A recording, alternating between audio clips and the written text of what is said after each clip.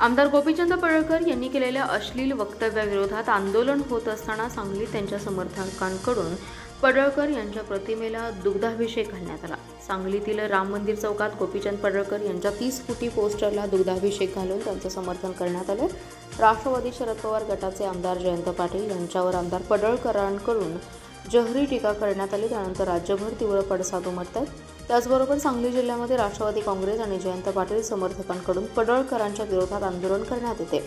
त्याला प्रत्युत्तर म्हणून पडळकर समर्थकांनी पडळकर यांच्या समर्थनाचे आंदोलन केलं आहे। प्रस्थापितांच्या विरोधात सर्वसामान्यांच्या हितासाठी झटणारे आमदार पडळकर यांना दुग्धाभिषेक घालून आपला स्नेह व्यक्त करत असल्याचे कार्यकर्त्यांनी सांगितले। यावेळी राहुल पुजारी, बाळासाहेब दौंडे, दरिबा बंडगर, गजानन आलदर, बंडू सरगर, लक्ष्मण सरगर, संदीप मासा, विनय जाधव, संभाजी सरगर, प्रल्हाद सदामते, राहुल खामकर, विनोद सरगर, बाळासाहेब कोळेकर, संजय यमगर आदी जण उपस्थित होते।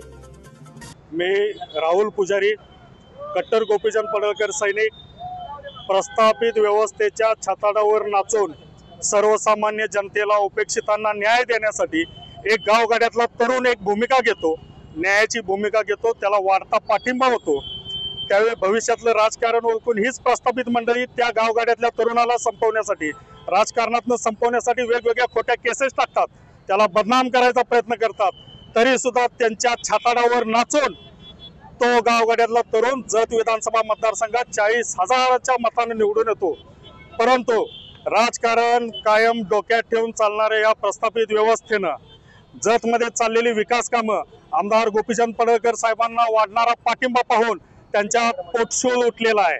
वेगवेगळ्या पद्धतीनं आमदार गोपीचंद पडळकर साहेबांना बदनाम करायचं व गावगाड्यातील एका सामान्य तरुणानं आपल्या मांडीला मांडी लावून राजकारण केलं नाही पाहिजे, या अत्यंत हलक्या बुद्धीच्या विचारानं राजकारण करणाऱ्या जयंत पाटील व त्यांच्या भ्रष्टवादी पार्टीला आमचा सर्वांचा विरोध आहे। गोपीचंद पडळकर साहेबांनी जे बोलले ते गावगाड्यातले ठेवणीतले शब्द वापरले, त्याचा एवढा राग यायची त्यांना काय गरज आहे?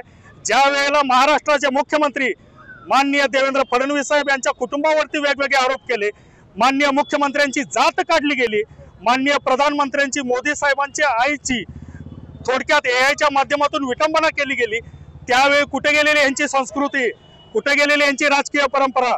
परंतु एखाद्या सामान्य गावगाड्यातला तरुण ज्यावेळी राजकारणात येऊन प्रस्थापितांची व्यवस्था नष्ट करायला बघतो आणि सर्वसामान्यांना न्याय देण्याची भूमिका घेतो, त्यावेळी त्याला जाणीवपूर्वक बदनाम करण्याचं कटकारस्थान या जयंत पाटलांसारख्या राजकारणी लोकांचं चालू आहे। इथून पुढे या गोष्टी खपवून घेतल्या जाणार नाहीत, जशास तसं उत्तर दिलं जाईल।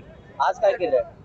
आज त्यामुळे ज्या पद्धतीनं ही राजकारणी प्रस्थापित व्यवस्था आमच्या नेत्यांना बदनाम करायचा प्रयत्न करत आहेत, त्याला विरोध म्हणून आमच्या नेत्याचा दुग्धाभिषेक घालून त्यांच्या प्रतिमेला आम्ही पूजन केलेलं आहे। जयंत पाटलांच्या बाबतीत गोपीचंद पडळकरांचे वक्तव्य केलं, त्या बाबतीत अहो ते सामान्य गावगाड्यातले ठेवणीतले शब्द आहेत, हो एवढा राग यायची काय गरज आहे?